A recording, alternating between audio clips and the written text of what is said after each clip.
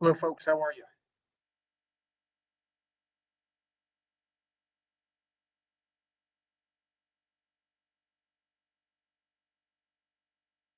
You guys hear me? Yes. Great. What kind of good things are going on for y'all today? Anything good happening?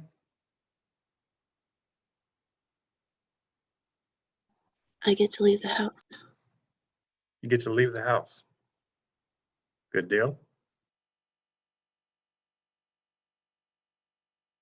Anyone else?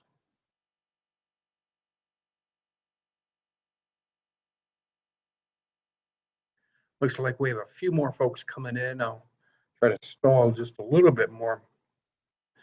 How did the exam 2 go? You guys able to get that taken care of?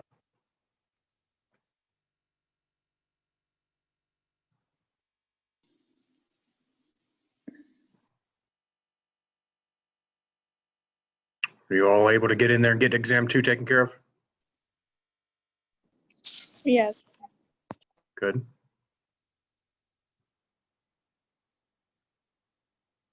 Thank you, Will. If anyone has not gotten that taken care of, please communicate with me as soon as possible. It is past the deadline, but I want to see what I can do to work with each one of you. Thank you, Kelsey.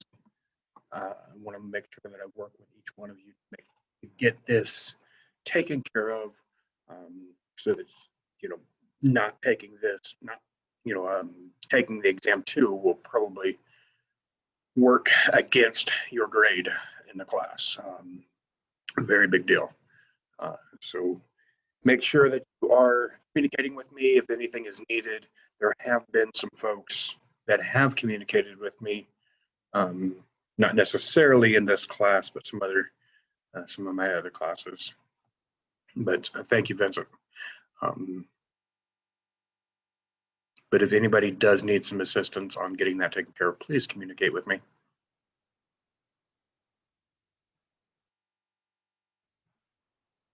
Okay, Matthew, I will, we can figure out what's going on and hopefully you can get in there and get that exam taken care of.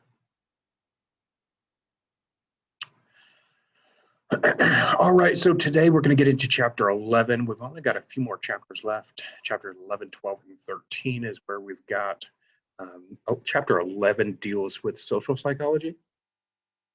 It's kind of important. I like this chapter just because regardless of your degree area, regardless of your major, this is something that you can use in real life. It deals a lot with just basic life stuff that people can really implement into how they interact with others. Really good content.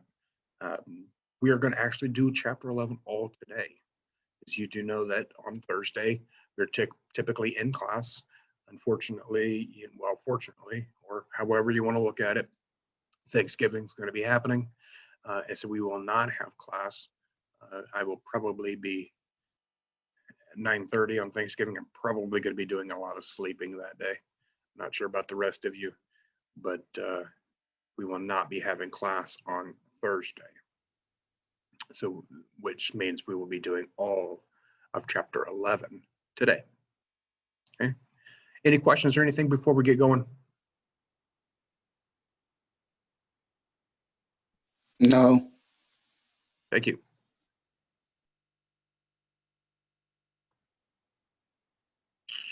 Let's see if I get my PowerPoint pulled up.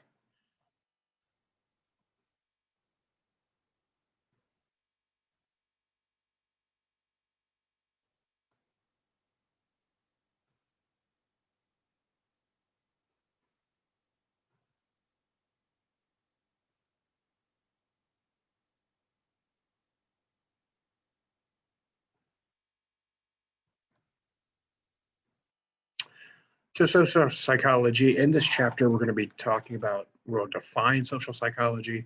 We'll look into social cognition, social behavior, close relationships, and social influence group processes.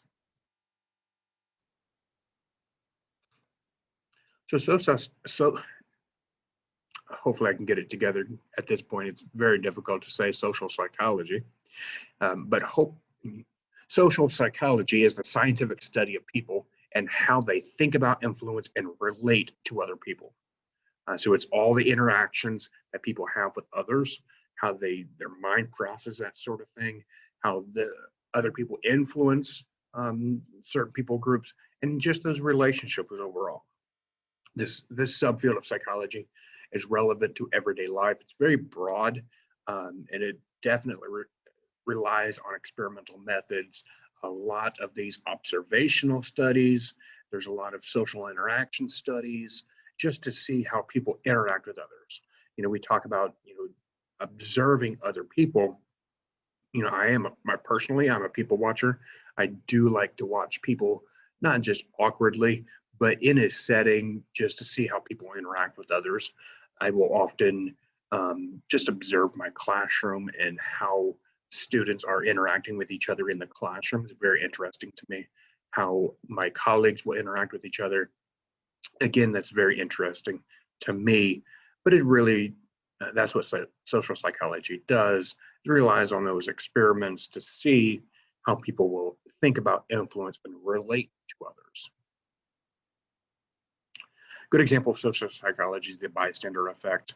Tends for an individual who observes an emergency to help less when other people are present, when then the observer is alone.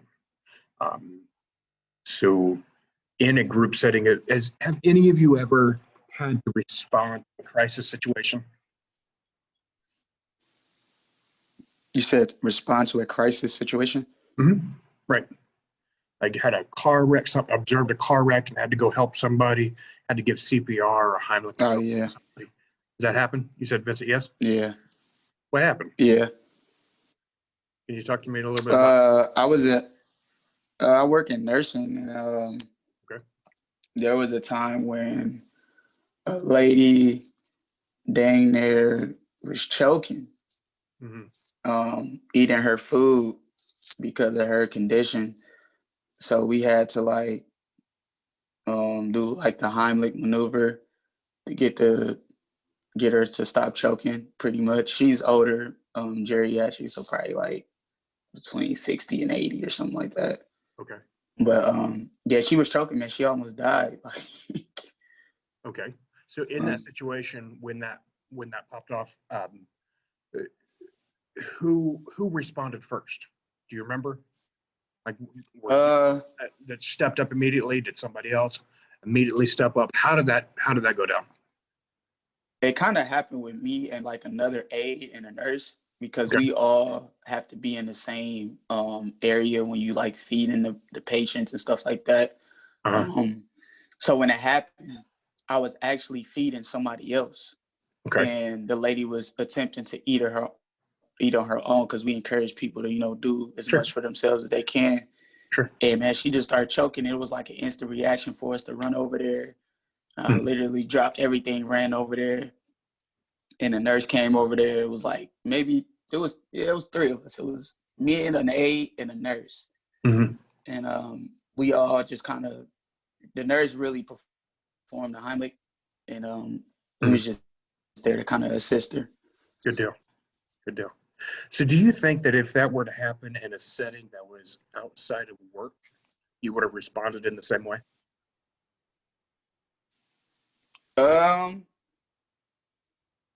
Yeah, I think so, just depending on where I'm at, though. I think the environment would make a difference. Okay. Especially if I'm like, not close or something like that, But if I was like right next to somebody and they was choking, I probably would, just because it's in my nature. Sure, absolutely. To try to help. Absolutely. And that's kind of what we're talking about with this, is because in social psychology, the bystander effect, it says that in certain situations, some people may not step up to help as much. Now, I know that there are a lot of nursing students that are in this class, and that's kind of your nature. That's kind of who you are, just to step up and be that a go-to person. Totally fine, and we definitely need those people, because there are others that don't. There are others that, while you're in a group setting, you freeze or tense up and rely on other people to make the first move to help the situation. Personally, I'm always that one that I'm always the one to do the first thing. I'm a I'm not a first responder, but you know what I'm saying. I will always make my best effort to be one of the first ones to help. I over my career and the different things that I haven't had to do in my life, I've always been that person who others rely on. And in a crisis situation, I believe that I would respond in the same way. Instead of just freezing, go into action mode. Some people don't do that. The bystander effect really helps to present that, where some people will, in a group setting, not respond as quickly as if they were alone. Social cognition refers to the ways that we process social information. The face conveys information to social perceivers, including attractiveness. So the different things that we present on our faces, including how we are going to interact with others. I mentioned attractiveness in this simply because there are certain features that will cause people to think certain things just simply because of the facial features. For example, I worked with a lady several years ago who had, and I could not tell you what biological condition she had, but she presented in such a way where she was very tall, very, very tall. I'm 6'2". She was probably 6'6" to 6'7". For a woman, she was very tall, and she had a very large forehead, like a protruding forehead. And it was all because of how she, just her biology, ultimately. And we process certain information, and because of the group she was involved in, people respond to her in different ways just because of her physical appearance, her attractiveness, if you will. She didn't fit the mold of what society has set up as quote unquote attractive, whatever that might be. And so people would respond to her in different ways, regardless of the fact that she's, has her MSW. She's a licensed clinical social worker. She has all of the credentials she needs in order to be successful. People would still respond to her in different ways. The self-fulfilling prophecy then means that our expectations of others can have a powerful impact on their behavior. So the self-fulfilling prophecy, I definitely believe that this is a thing. Ultimately, the self-fulfilling prophecy says that whatever you believe will happen will happen, or whatever you project into your life will come to fruition. So if you believe you're going to be successful in a certain thing, then you'll do that. Or if you believe that you're going to fail in a certain situation, you will do that. Stereotype threat is an individual's fast-acting, self-fulfilling fear of being judged based on a negative stereotype about his or her group. So this stereotype threat, and we could talk about different stereotypes. This past year has been very tumultuous in different social settings and social factors that have played into where we are as a culture. But many people can have negative stereotypes against people just simply because of them being in that people group without getting to know their individuality. And then, which ultimately is a negative thing.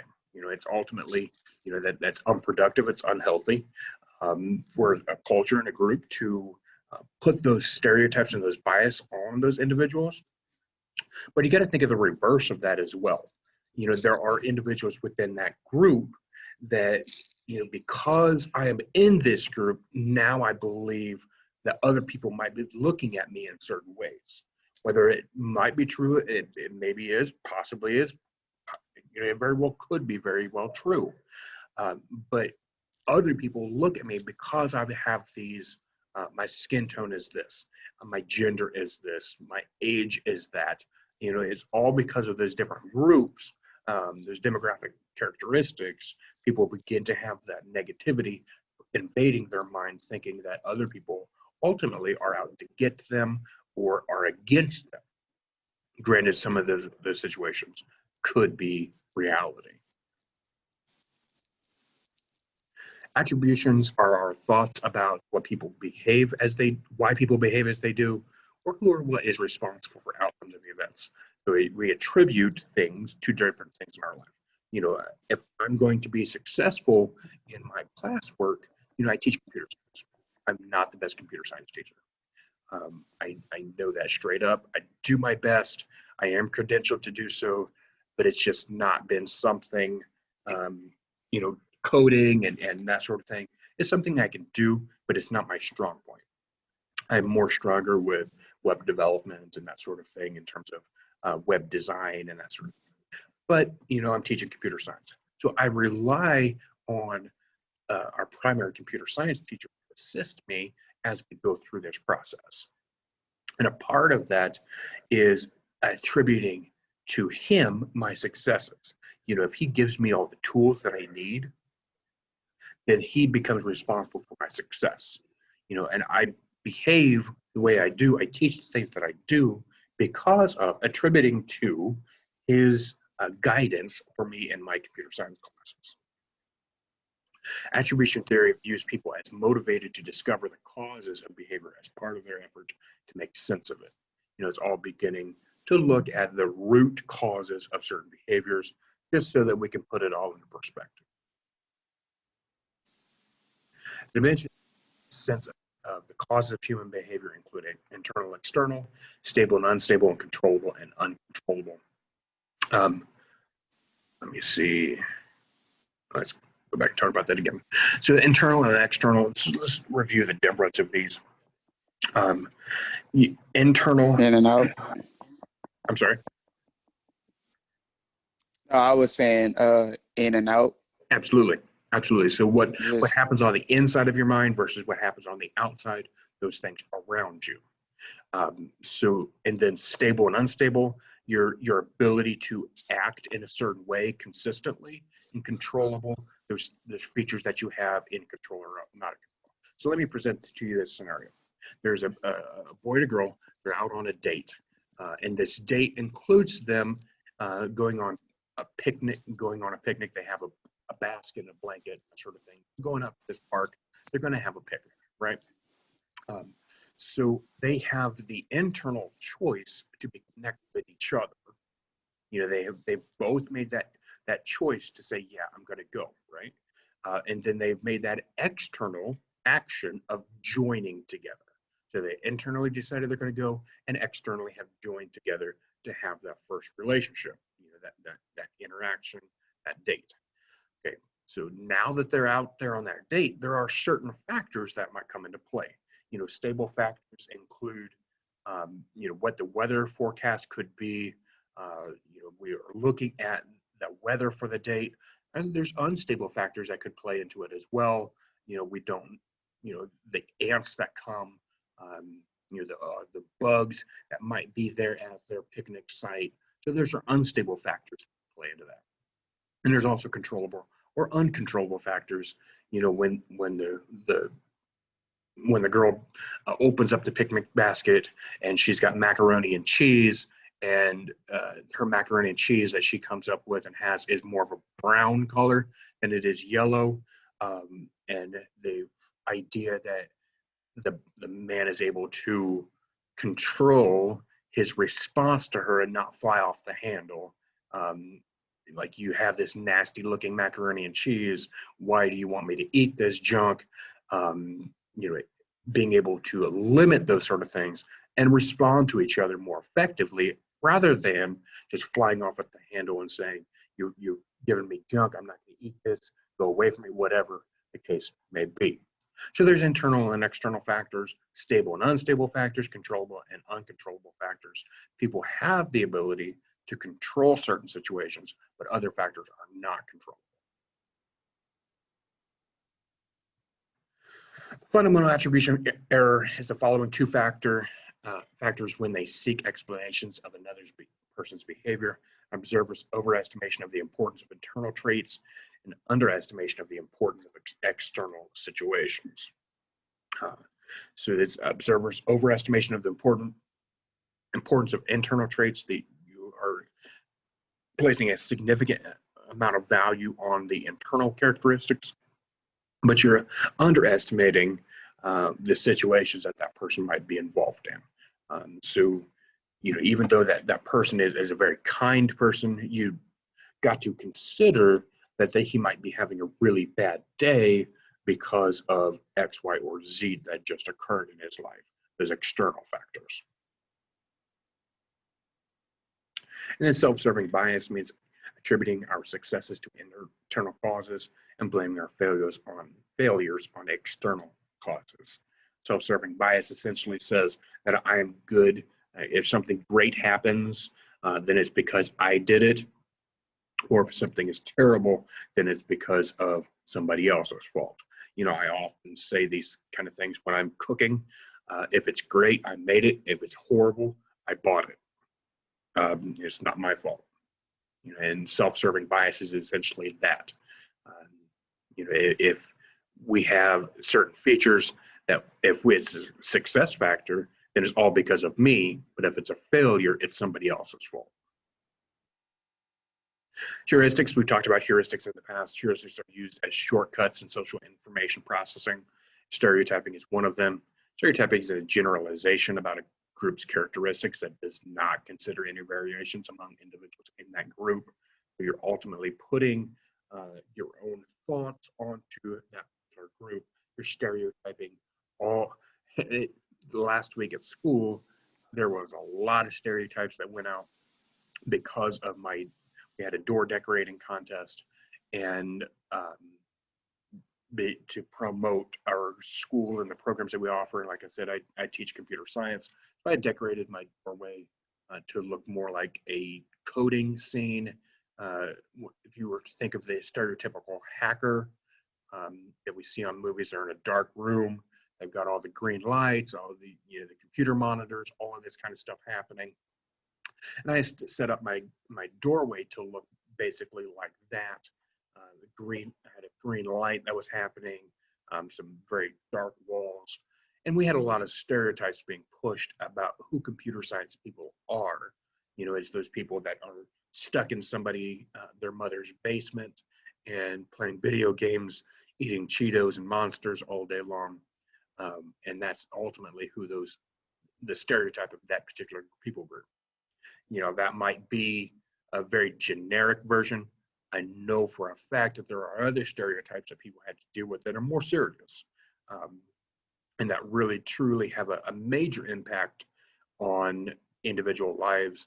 We've seen a lot of these demonstrations over the last few months here, not only in Indianapolis, but also throughout the nation and world, ultimately, about different stereotypes and how those are playing out. And the negativity that can come as a result of some of the stereotypes.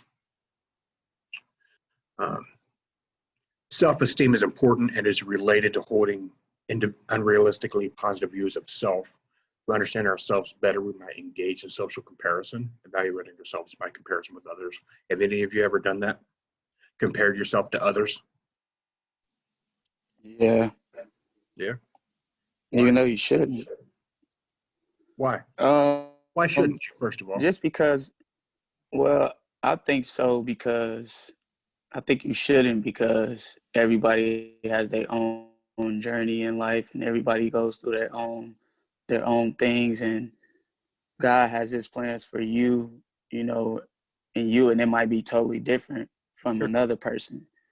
You know what I'm saying? So that's why I feel that way. But I've looked at friends because I got some pretty good friends, and I look at them and I compare myself to them, but not like in a bad way, but just like in okay, how can I get to their level of being successful, for example, or something, So I might compare my situation to theirs. Sure. What are they doing differently than me? How hard are they working? Are they working harder than me? Or I don't know. I don't know. So let me ask you this then, and again, please hear me out when I say this. playing the devil's advocate, not because I necessarily believe certain things, but what if I were to mention that along with what you just said there, how does the idea of white privilege play into that?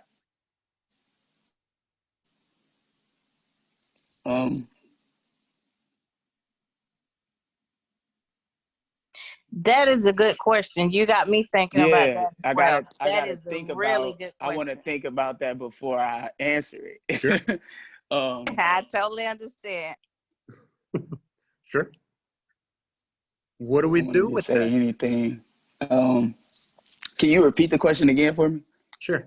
The idea of self-esteem and social comparisons as related to our individuality, how does white privilege play into that?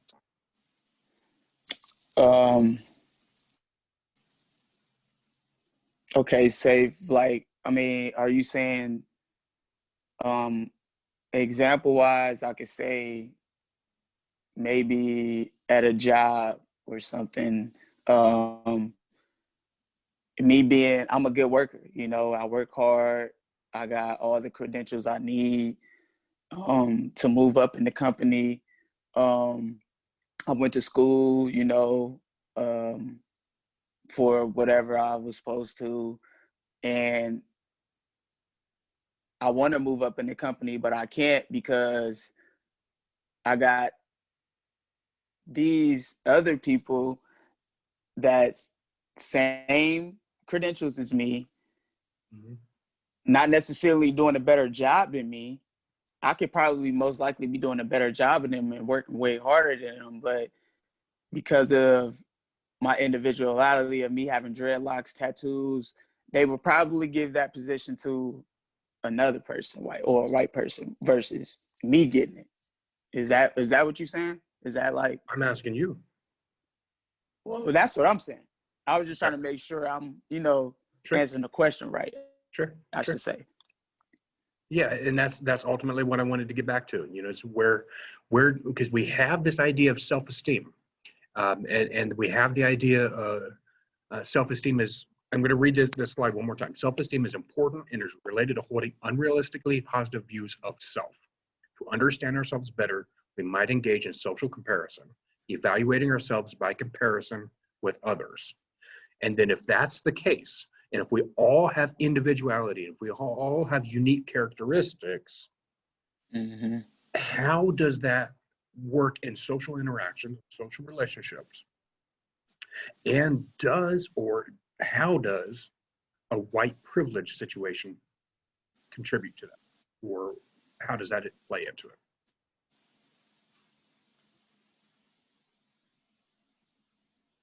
Any other thoughts?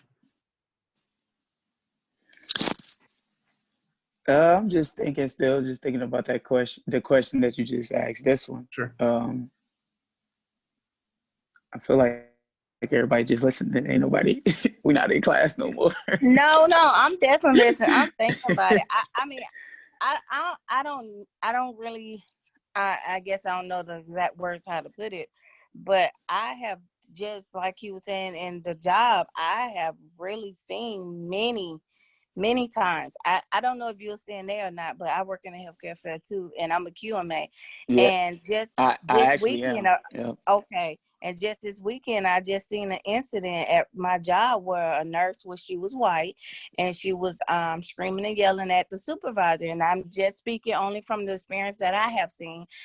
She was screaming and yelling, and everyone know that's kind of insubordination or whatever the case may be. And she was telling the supervisor she was not going to do this, she wasn't going to do that, and she just handled the situation all incorrectly. Now, on the other hand, I also seen black aides where they were screaming and yelling at the supervisor and handling the situation wrong, telling them what they wasn't gonna do, and they got fired instantly. Like, and they got fired for being insubordination. And I'm like, I mean, it was that obvious. Like, well, would the same thing apply for one that it does the other? But just, I guess sometimes that's the world that we live in here. And that's kind of, the other part of that too is, unfortunately, we don't know HR. and there's all kinds of Right. things that could have played into that. And if you talk to any HR director, they're not going to tell you a reason. No, and then we Right. and just cannot. for the incidents that with the one that got fired, I actually was called in the office for the incident, and I had to give my statement because I was aware of it, but which I seen the other incident too, but I wasn't called in the office for that. So it was just like, Interesting. it should play both for either. I mean, if it's gonna be For even, insubordination, it should be insubordination on both Sure. be ends, insubordination all the way around. all All the the way way around around. across the board. So then let me Yeah. ask you this, though. With that Mhm. understanding and with that scenario just mentioned there, a few years ago, and I'm not going to tell you who the employer was, but a previous employer of mine, after I was hired, I had orientation, day one of orientation. I left my supervisor's office, and she told me that I would have been hired faster if I were a black man. Wow. How does that play into it? That's Wow. That's crazy. yeah. That's I never even I've heard never of heard that before. Me either. I was about to say the same thing. I never even heard of that. Whoa. 100%. It absolutely happened. I bet that was mind blowing. Oh my. Yeah, that is mind blowing. I've never heard that before. Absolutely, that's crazy. Wow. How does that play into it? How does this work? We talk about social comparisons. Right. How does this work? Can I just ask you personally, like, how did that make you feel? Like, what was your thoughts and input on that? Like, dang, I couldn't. Right. I know this is being recorded, so I'm going to try to be very nice about this. I was We not understand. happy. I was very upset. And I was at the point where I was questioning whether I should even be employed there. Because if that's the establishment, like, you didn't hire, what did you hire me on? And what are you looking for in employees? Is it truly their race? Because that's not an environment. I love diversity. That's not an environment I want to be in. But if you're just race-based decisions, that's not okay to me. Yeah. So I was upset. You had the right to be upset, though.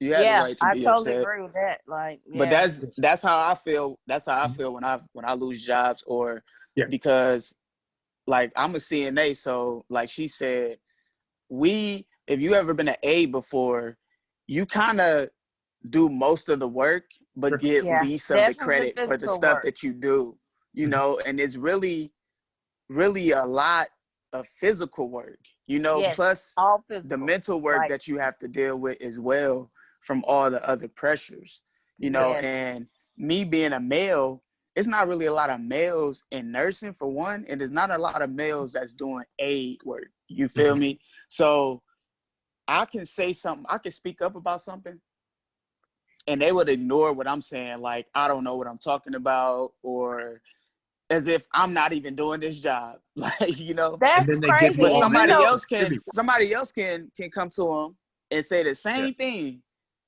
and they would agree to what they just said. And the whole time, me and this person done talked about it, and it was like, well, I'm gonna just go to them and say something. Yeah. Like, I done witnessed that before, and it made me wonder, like, dang, like, why is it like that? Like, is it because of I get the question of myself, like, dang, is it because of my dreads? Is it because of my tattoos? Or like, what is it? What is it? Because I don't want to be in an environment like that. And for two, I'm a very caring person. I grew up around my grandparents. So me just having a love for older people is just in me, what really truly counts. I mean, because nowadays it's like so hard to come by, like, people who are genuine, like, in it because that's what they love to do. Nowadays, like, I'm not stereotyping anybody, but like a lot of younger people that's coming in, like, I've been in CNA for like 15, 16 years now. So I have seen, just me being in and working, and like all the younger people that's coming in, it's more like a paycheck kind of, like, I just sit back and look, I'm like, dang, because when I first started, like, you genuinely had to do this, like, coming from a loving place. And like now, like, I see people that get them up there and even wash their face or comb their hair, and I'm like, what if that was your grandma? Do you even get up and wash your face or comb your hair? I mean, like, I just see it's completely different. You could just tell, like, people in it nowadays for like a paycheck, and it's and Yeah. it's sad, but I know that's the field that we work in, and it's like, man, like So it's bad. yeah, absolutely. But you have good people like this gentleman here. He is a man, and I can also say just with a male CNA, like they get stereotyped too. Because I know a lot of and I know that's just how they was raised back in their days. Like they don't want a male to look at them, touch them, bathe them, and stuff like that. So they get hard too, with just being a male CNA. Period. So I have seen that a lot too, and I have actually had to come in and help, and so a woman in there.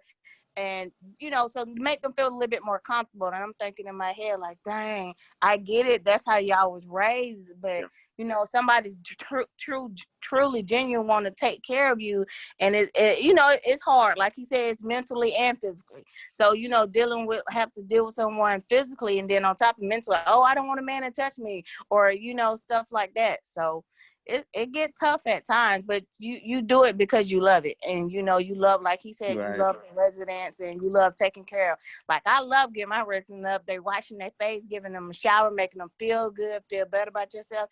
And then with the COVID thing now, they can't really see their family like they used to. That's like a depressing thing for them as well. So, we are their family. Like, and so that, you just gotta make them feel good about it, especially with everything that's going on now. Sure, and you're absolutely right. There's absolutely nothing that I can find that you're speaking the truth, and I fully support that. And thank you for all the work that you do. I know, especially males, I'm sure you get hit with all the extra heavy work. And then females, there's all kinds of other things going on there, and the work that you do, especially as CNAs. I would never be able to do it. I couldn't do it. I couldn't do it. So thank you. Seriously, thank you for what you do, especially amidst all this COVID stuff. And you guys are truly the heartbeat of how all that happens, and I appreciate it. Thank you. Couldn't survive without you. So thank you. Thank you. And with that, we do tend to compare ourselves, and even with that conversation right there, it's easy to, I'm just a CNA. That's not, and we often tend to look at, you guys are what makes it work. And in social settings, in social situations, regardless of all these other factors, regardless of education, regardless of gender, race, you guys are, ultimately, there are individual characteristics that play into to make our society work as one whole being, and there are features that I can bring to a situation, features that you can bring to a situation, and we ultimately should complement each other to make our situations work and make this world work more effectively. Now, we all have to work cohesively, respecting others, appreciating others, appreciating the differences, appreciating the diversities. All of that combined can and should make a more effective situation, should make our world a better place if we're able to appreciate our differences. Even though we do begin to judge ourselves and look at others, we should appreciate each other as well. Right. So attitudes are our feelings. I know I would love to continue that conversation, but we do got to get through. Attitudes are our feelings about people, objects, and ideas. We create different ideas and attitudes about others, about different things that we work with, and different ideas as well.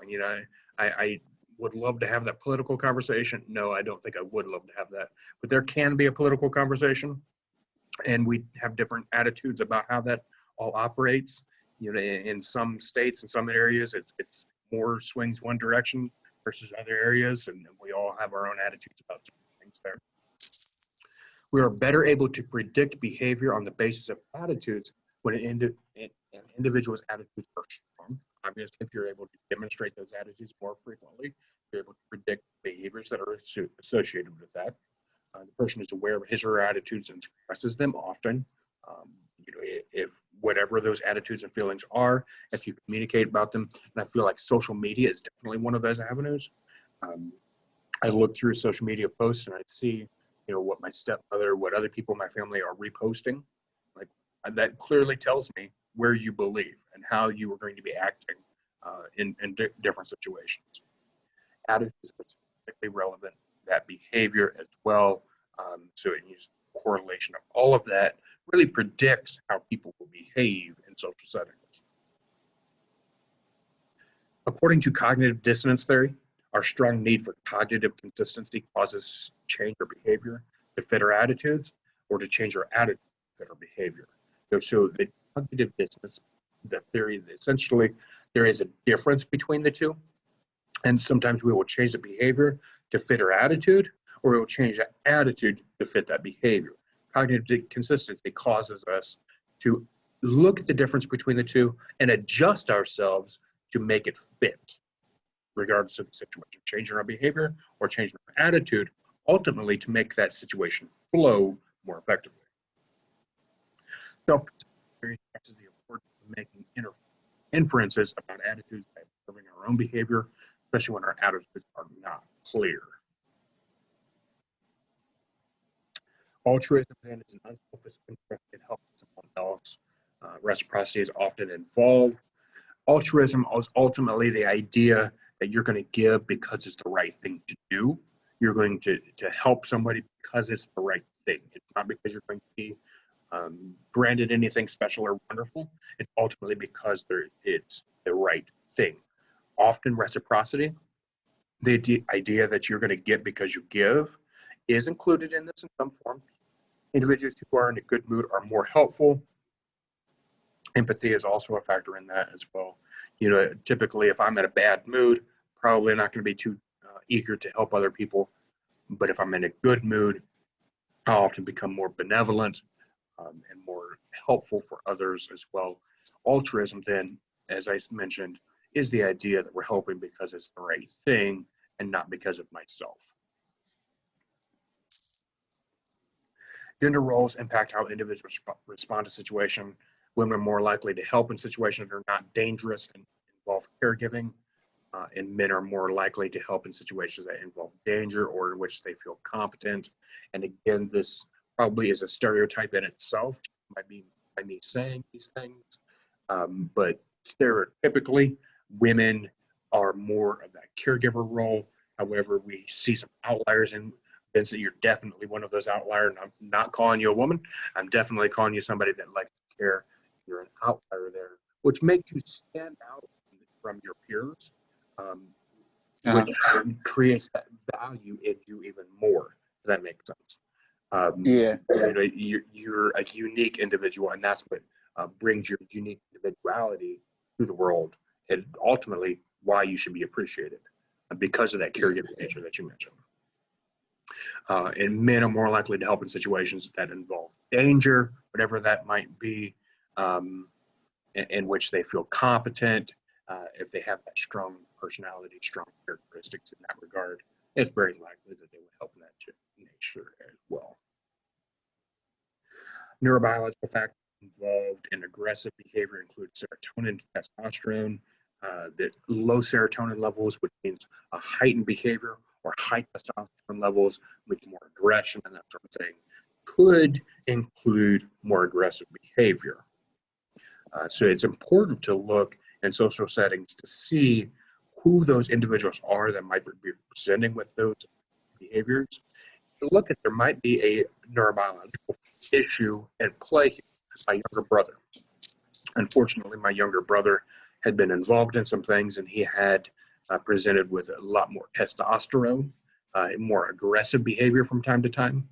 And his social relationships suffered as a result of that, marriages and that sort of thing. He struggled to find that balance between testosterone and serotonin, where he should be more of a balanced baseline individual. He struggled to find that balance there. It's there, he just struggles to do it. Just think about some of those other people in your own personal lives where that might be. Psychological factors in aggression include frustrating and aversive circumstances. Social culture factors include cross-cultural variations, culture of honor, violence in the media. All of these play into how we perceive others and what our perceptions of cultural factors are. Again, I would love to talk even more about that. Running short on time, though. Close relationships, we tend to be attracted to people whom we see often, whom we are likely to meet, and who are similar to us. You know, those people that we are going to be more likely to interact with, and those ones that we will have that relationship with and who have similar characteristics to us are those that we will probably be more attracted to. Several types of love that has a part in close relationship. There's romantic love, affectionate love, and religious connections. There's romantic love. It's more of passionate love, includes infatuation, sexual attraction. And affectionate love is more of a compassionate love, more of a friendship, more caregiving feelings for another. And then there's also religious connections here. There's more, it's related to deity and that sort of thing. Social exchange theory states that a relationship is likely to be successful if individuals feel they got out of the relationship what they put in. That social exchange theory, if I'm going to put 100% in, I expect to get 100% out. And you know, if I'm going to give myself with everything, I expect that other person to do the same. And they find that relationship to be much more successful if they feel that other individual is doing exactly the same. The social exchange, I'm getting out what I'm putting in. And you're agreeing to whatever you both agree to, and you're living out that at the most, then that typically equates to more of a successful relationship. You know, if you're both interested in this aspect and you both live up to that, it is successful that way, you're good. Investment model focuses on the following factors when predicting relationship success: commitment, investment, and availability of attractive alternatives. So the level of commitment that you have to that relationship, your investment in that situation, what you contribute to the situation, and then if there are other attractive alternatives too. So if there's other situations that might be more effective for you, more attractive to you, you might not have as much commitment or investment. But the investment model focuses on each three of these. Conformity involves a change of behavior to coincide with a group standard. Factors include informational social influences going along to be right. So there are times when you associate with others, you do the right thing just because it's the right thing to do. If you've ever sat at a stop sign or stoplight and you've seen a person that has given $1 to a homeless person, you will see that if one person gives, it's more likely that 2 or 3 or 4 other cars behind that person will also give. So the informational social influence. So you're going along, you're doing the exact same things because you see others do that same thing and you feel like it's the right thing to do. There's also the other part of that, which is normative social influence. You're going along to be liked. So you're doing the thing so that you can be recognized in whatever form that is. So you're making a big show out of giving $1 to that homeless person, and you're doing it so that you can get your own accolades. You know, either one of these could be problematic. It causes me to question whether that is internally the good motivation for that person. You're doing it just because other people are doing it, or because you really want to do it. Or are you doing it because you want to be recognized, or do you do it because you really want to do it? You know, you got to look at the inside of that person, not necessarily always their outward signs. You know, and these outward signs should be consistent over time as well.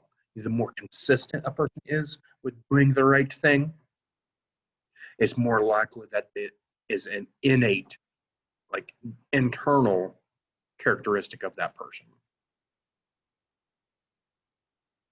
Obedience is behavior that complies with explicit demands of an authority. You know, again, we can talk about all kinds of different things about who is authority, how that authority has been established, but ultimately obedience is recognizing a particular authority and complying with that authority. You know, we've got authorities in homes, mothers and children, fathers and children, you know, the law, the police officers, and whoever obeying whatever quote unquote is authority. Wherever you establish that authority and wherever you place that authority in that other person, obedience is complying with those demands. Stanley Milgram conducted landmark research on obedience and demonstrating its power. In part of his research, converted the jail guards. They went from guards to prisoners, and the prisoners became guards. And they converted the authority that would typically be a prisoner, the prisoner that would be subservient, now became an authority figure. So they reversed roles to see how that power played out. And that power can transition very quickly, and it can swing, that pendulum can swing drastically depending on the situation. If it's a person that is in that authority place just purely for authority, then that pendulum in more drastic ways can swing and cause more negativity than anything else. Stanford Prison's experiment is exactly what I'm referring to there, illustrates the potential effects of obedience on individuals who obey and those who exercise authority. People often change their behaviors when they're in a group. De-individualization in groups refers to the lack of inhibition and diffusion of responsibility, and social contagion refers to imitative behaviors involving the spread of behavior, emotions, ideas. In group settings, you can act differently based on those who are there, based on your personal expectations, your goals for being in that situation as well. If you're there specifically so that you can pick up a date, you might interact with others a little bit differently than if you're there just to celebrate somebody's birthday. The different ideas and the goals that you have can definitely influence how you're going to be interacting in that group setting. Our performance in groups can be improved through social facilitation and lowered because of social loafing. Social facilitation is essentially joining with as many other people from diverse cultures as possible. However, it can also be, our performance can also be lowered because of social loafing, always connecting with others that are similar to you and not broadening your horizons to what other people might think. Obviously I'm a white guy, so social loafing would be only connecting with those people that are of my same demographic, 30-something white males, and not opening my horizons to anything else beyond that. And social facilitation, the opposite of that would be learning to connect with older generations, younger generations, the opposite sex, the different racial backgrounds and ethnic backgrounds. That would promote social facilitation and improve my performance overall. Risky shift refers to the tendency for group decisions to be riskier than the average decision made by individual group members. So ultimately what we're thinking here is that risky behavior is more likely to engage in that risky behavior if a group of people will do it rather than just a one person. Groupthink involves impaired decision making, so hindering, so you're only limited to what the amount of the group will do. I often see this in my classes, that if some people in the group refuse to speak, then it becomes a very, very quiet classroom because they're limited by that groupthink process. They're impaired decision making. Their avoidance of realistic appraisal to maintain harmony. So you avoid certain things and you just stay status quo and you're not truly growing. Social identity is the way individuals define themselves in terms of their group. Identity theory states that members of a group believe their connections are the best, most attractive.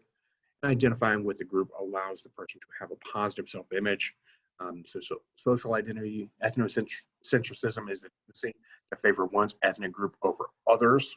So believing that his characteristics or these attributes are more dominant than others can be problematic and can stifle growth ultimately on the long term. Then prejudice is an unjustified negative attitude toward an individual in a group. I probably could talk for an entire class period just on this aspect, probably even a whole entire course if you really needed me to. But prejudice can be based on any characteristic that makes people different, also based on stereotype. We present these stereotypes and if people are living up to that stereotype. Cognitive process can lead to discrimination, unjustified or negative harmful actions as well. And discrimination is often related to very harmful and negative actions. This occurs when negative emotional reactions combined with prejudicial, I can't even say the word right now, negative beliefs are translated into behavior. So it's the negative thoughts combined with negative behavior produces negative results. Harmful discrimination can be very problematic depending on the situation. Ultimately, it is problematic. An effective strategy for enhancing the effects of intergroup contact is to set up task-oriented cooperation among diverse people and groups. Implicit biases can be targeted by bringing mindful attention to one's thoughts when interacting with people from different backgrounds. So purposefully interacting with other groups and then keeping an open mind that if I'm going to present something in a different way, that you're opening your mind to what that other perspective is. We will grow, I'm telling you folks, if we will grow as a society. We will grow as a nation. We will improve as a nation if we are to embrace this slide run. If we're able to realize that there are differences in this world and we should embrace them. Open our minds, don't present ourselves with a closed mind, but rather open our minds to all the differences in this world. Be slow to speak, quick to think, and cautious to act in all things that we do. If we are to embrace that principle, our nation will grow. You can do that individually though. You can start right now. You don't have to wait for the whole group to do that. You can just in your interactions with other people today, you can see other people. You can embrace their differences. You can be slow to speak, quick to think, and open to other perspectives as much as possible. If you do that, I assure you, you'll be looking at different perspectives. You'll be able to grow individually and be able to bring about a new perspective on your life. What questions do you have for me? I don't have a question, but I just wanted to say I'm really going to miss this class after it's done. This is such an interesting and good class to have. And the people in it are so – I agree. It's so interesting just to listen and hear other people's opinions. Absolutely. And then also all I agree. conversations being guided by Mr. Paxson. It's just incredible. Thank you so much. No problem. Yes, thank you. Thank you. Yeah. Just Yes, trying to thank do my you. job, folks. I was just telling my parents how much I like this class too. Just learning about how you, because it's really helpful because we all got brains, and we all want to learn how to use them the right way. Absolutely. You know what I'm saying? And it helps you with like just depression and all type of stuff, man. Once you like really look into how psychology work, man, and I like this class, man, for real. Good deal. Good deal. And I appreciate you too. Good deal. Thank you. And ultimately the things that I'm trying to teach with you guys and to talk with you guys about, regardless if you become psychologists in the long term or not, there are still principles that you can use in real life. And that's why I really like this lesson. Chapter 11 is very, very important because there's so much you can use, no matter what field you go into. Learning how to interact with others, it's incredibly important. Yeah. So thank you, folks. I appreciate you. Thanks. Appreciate you too, man. You have a happy Thanksgiving. Same to you. Enjoy your Thanksgiving, folks. Have a great rest of your day. You too, sir. All right. Have a good night. You too. Thank you. Yep. Thank you.